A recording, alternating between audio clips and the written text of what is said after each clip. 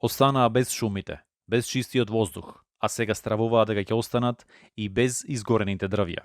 Дел од жителите на Малешевското село Робово велат дека иако дрвјата се на нивни парцели во планините, ќе немаат право да ги користат ниту за граѓа, ниту за огрев, ниту пак за продажба.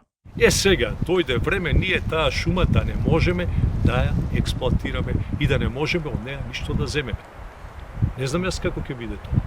Грбавец, себе, мојата шума сега некој друг да ја сече или Бобочов дошто го викам.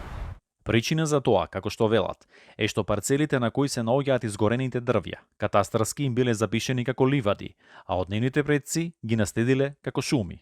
По тие стари поседовни листи или по тие стари имотни листови да им се издаде дозвола за експлоатација на таа шума, бидејќи таа шума е во наша собственост, а не во собственост на шумските стопанства.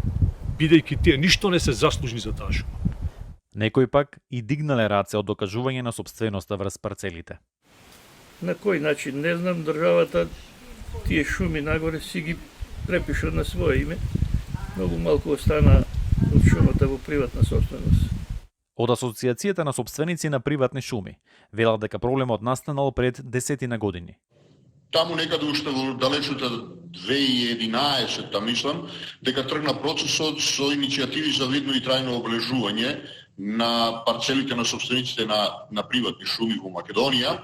Значи, секако ние дека како процес го следевме и не само што го следевме, туку настојувавме и да го креираме, зашто според некои наши видувања и согледувања не беше фер и коректно целиот процес на разграничување во државата во смисла на приватен и државен имот да падне врз плечите на собствениците на приватни шуми.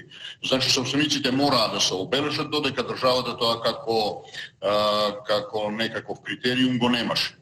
Сепак нагласуваат дека собственоста е неприкосновена. За жал, кога собственоста во шумарството доаѓа до израз, значи вие мора парцелата видно и трајно да обележите, а тоа е геометар да излезе на терен и да ги одреди котите на вашата парцела.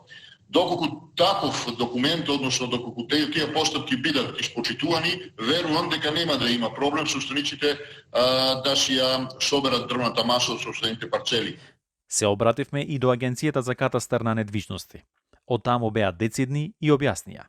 Собственикот на парцела, која е во реон означен како шума, е собственик и врз дрвјата посадени или изникнати на неговата парцела. Додадоа и дека доколку врз нечија парцела има шума, таа е во негова приватна собственост. Во Пијанечко-Малешевскиот крај, соодносот меѓу шумите во државна и во приватна собственост, изразено во проценти, е речиси 50-50.